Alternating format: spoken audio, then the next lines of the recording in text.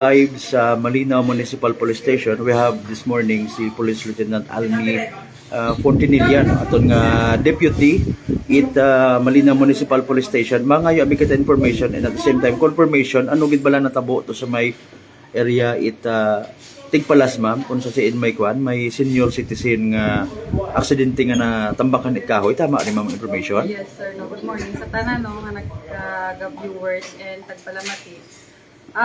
Kahapon, no, sang 9 a.m., nagkatod rin, no, ang bata sa isang biktima.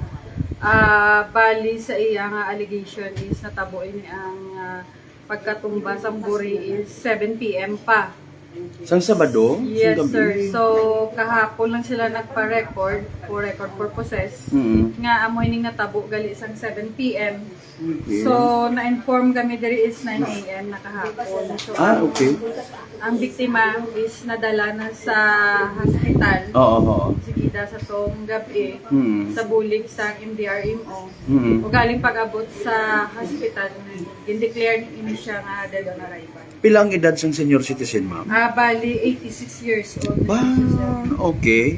So, ang nagkatod rin sa pamilya na mismo niya, mga apo, bata? Ang bata niya, sir, na, Okay. na 57 years old, nagkatod kag nagpa-record na lang siya sa Gin-pa-include ayan sang report natin, ma'am, kung ano ang trabaho sang victim niya?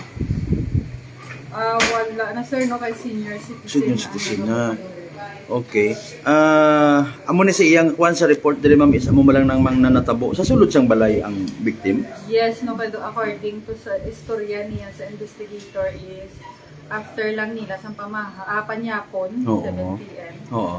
Natulog na ini ang senior citizen sa sulod sa kwarto. Then after that, may ilang minuto kung amo to natumbahan. Natumba na ang buri.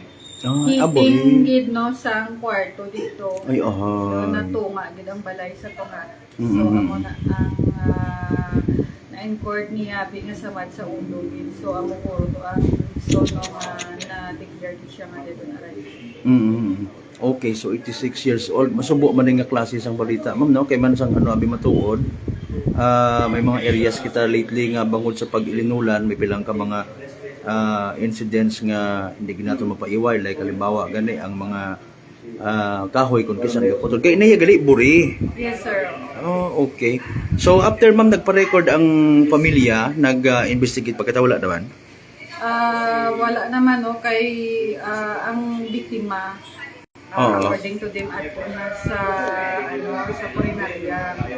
So waiting na lang ato ka i-release sa ila sa pagpauli. And ang balay abi dito nga natabuan is natandog na Manila. Okay. So for record purposes. For record purposes na gidan ila nga purpose na nagkatuloy.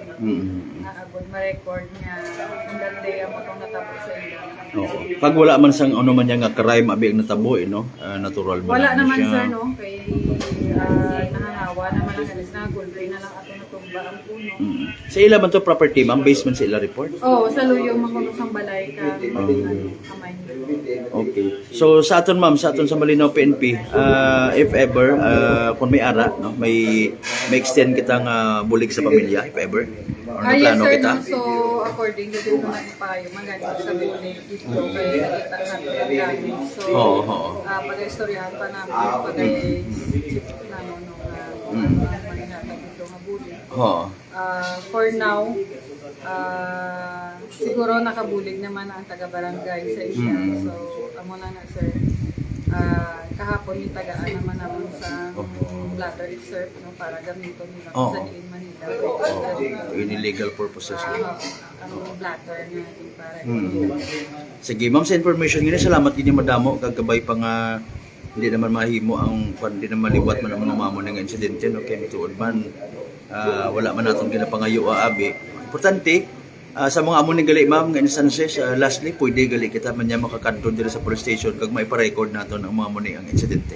Yes, sir, no. Ina-cater gid. Yes, sir. Kay needed in dapat siya, no, kung may mga financial assistance. Ayun.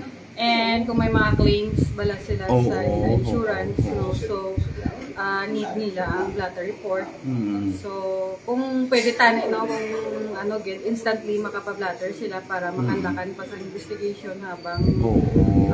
wala pa matandog ang area. Amo na tani gali. Para ano natin. So, for that, instant ay ang ila diri is allegation na lang sa amo na ipablatter nila for record purposes. But then, pwede man nila siya dyan kung magamit. Kay pamilya, man sila makadeclare man sila nga wala na foul play pa nga natabok dito. So, amo na sir, no? In-record man namon dito sa May advice pa ta sila lastly ba magbalik diri for basi kung may follow up pag gananglan wala naman. Ano man kami nga kung may kinahanglan pa nga needed or additional pa nga mabulik ang PNP. So, anytime nung balik man sila dito, open man ang station na maghatag sa service. Sige, sa information liwat, mamadamo ganyan salamat kay Mayang Aga. Yes sir, thank you.